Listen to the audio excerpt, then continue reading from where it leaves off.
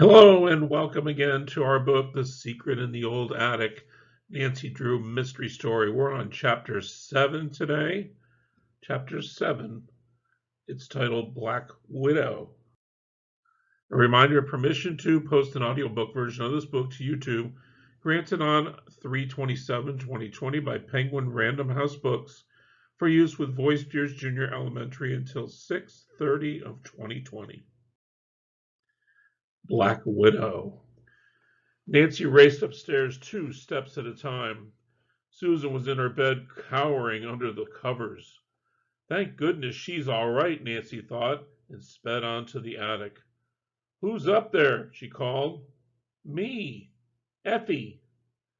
Nancy doubled her steps. She found the maid alone, jumping about. She was waving her left hand in the air and wailing pitifully. I've been bit! I've been bit! She screamed. What bit you? Nancy demanded. The skeleton. Do something quick. Effie, be sensible. What was it that bit you? It was that skeleton, I tell you. Dramatically, the maid pointed to the bony figure which leaned forward at a rakish angle from the open door of the wardrobe closet. He just reached out and bit my finger. Oh, that thing is alive. Nancy examined Effie's finger, but in the dim light could see no evidence of a wound. She wondered if the girl's imagination had been playing tricks on her. Nancy heard footsteps on the stairway and called down, Don't bother to come up, Mr. March. Everything is all right, I guess. Except me, Effie wailed. Let's go downstairs, Nancy said to the maid. I'll check your finger again. By the way, what were you looking for in that wardrobe?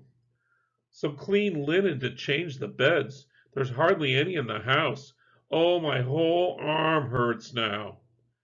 When they reached the second floor, Nancy examined the maid's hand. She received a distinct shock, and Effie herself began to sob loudly. Look at it! I'm going to die, she cried. This remark brought Susan to the hall. She and her grandfather gazed in awe at Effie's swollen forearm and the tiny puncture in the index finger. What did that? The child asked in fright. Nancy did not reply to the question. Instead, she gently told Susan to get back into bed. Quickly, she asked Mr. March for a large handkerchief and tied it tightly around Effie's upper arm. We better take her to a doctor, she said. There isn't anything here with which to take care of this wound. To Mr. March, she whispered, I'm afraid a poisonous spider has bit Effie. Nancy drove speedily to the office of Dr. Ivers. Fortunately, he was in.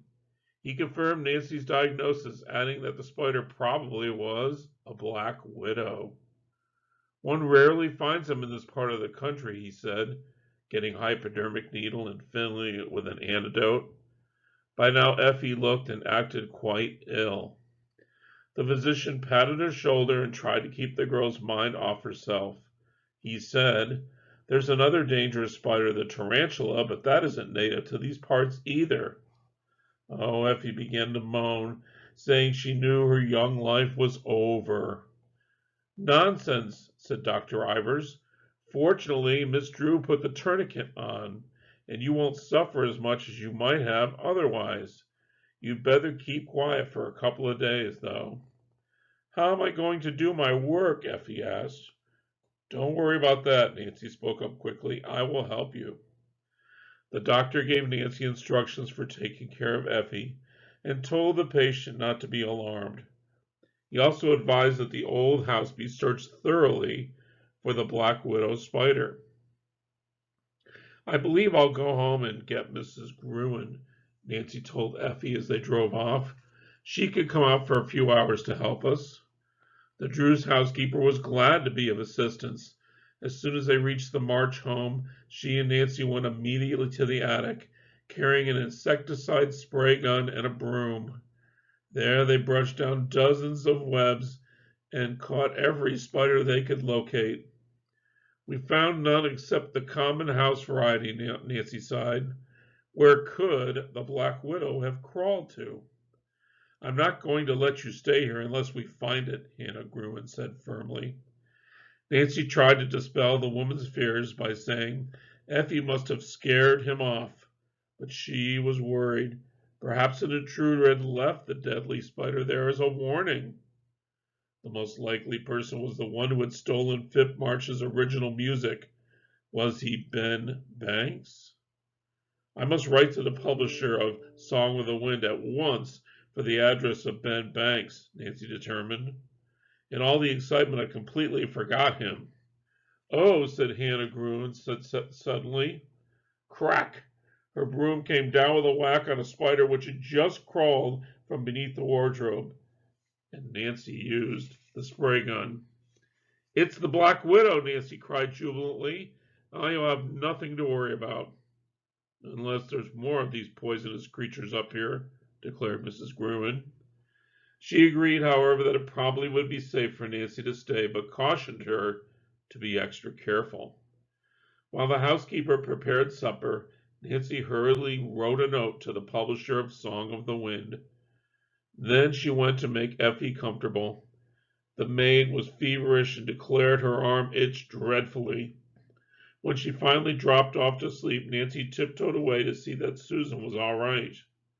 The little girl looked up and said, A bad spider bit Effie. She told me all about it.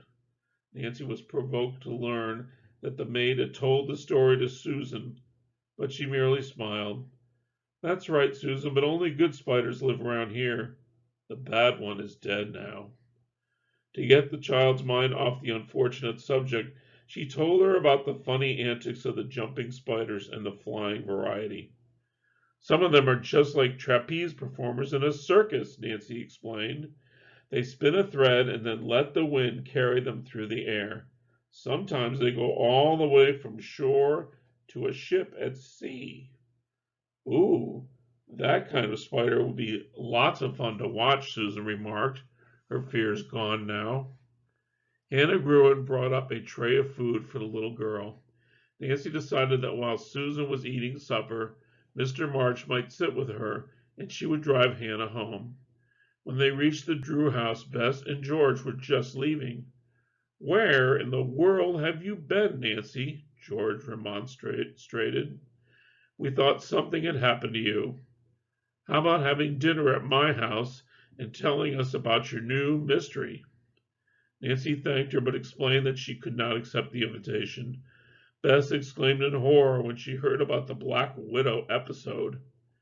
You'd better stay out of that place, she advised. I'll be careful. Don't worry, Nancy replied. She told the girls to climb into her car and she would drop them off. Nancy left her friends at George's house and went on. After stopping to buy a flashlight battery, she drove to the March estate and was in time to tuck Susan into bed. The little girl looked up at her wistfully. I wish you'd always stay with me, she confided. You are my best friend. Nancy leaned down and kissed her. I'm going to be here for a while, she promised. Suppose we pretend each day is a year. Susan liked this game, and soon she went to sleep happily. Nancy joined Mr. March on the first floor, where he was listening to the radio. As they ate supper together, he told her more about his family. I guess my son Phip came by his musical abilities naturally, Mr. March said. My mother wrote songs for the sheer joy of it. They were composed only for the family, though, and never got beyond manuscript form. My son used parts of the melodies in his work. The piece called Song of the Wind was based in part on one that my mother wrote years ago. Nancy pounced eagerly on this bit of information. It might prove to be good evidence in case of a lawsuit. What became of your mother's old songs? She asked quickly. I couldn't say. A few of the pieces may have been put away in the attic. I'm sure Phip didn't have them. The old melodies have been hummed to him so many times he knew them by heart. The clue was sufficient to start Nancy on another intensive search. As soon as she washed the dishes, Nancy put the new battery in her flashlight and went up to the attic. She began poking around in boxes. One of these was filled with interesting newspapers, some of which dated back 100 years. I'm reading more than I'm working, the young detective scolded herself with a laugh. I'd better get on with the hunt. Going hurriedly through the remaining papers, Nancy came at last to the bottom of the box. Her gaze fastened upon a ribbon-tied roll of parchment. This may be the very thing I'm after, she thought excitedly. Unwrapping it, she discovered the sheet contained the music and words of a song. She hummed the first few bars. They were not familiar. She started to investigate another box which stood nearby. As Nancy eagerly plunged her hand down, something sharp buried itself in her finger. With a sinking heart, Nancy wondered if she might have been poisoned the way Effie had been. Gingerly, she pushed aside the papers, looking for a black widow spider. Then Nancy laughed as she saw what pricked her finger. Men's antique shoe buckles. Ooh, what gorgeous ones, she thought, lifting out several pairs of the old silver ornaments. They were studded with semi-precious stones, one of which had a sharp prong to it. Nancy was happy over the find. The buckles would bring a nice sum of money for Mr. March. After wrapping them carefully in paper, she put the buckles in her pocket. At that instant, the flashlight which Nancy had laid on the floor rolled away and clicked off. As she leaned forward to pick it up, something landed with a soft thud against her hand. Out of nowhere floated a few eerie notes of music, like the faint strumming of a harp. And that is the end of chapter 7. Join me again soon when we'll continue reading the next chapter, 8, which is called The Strange Secret. Until then, take care.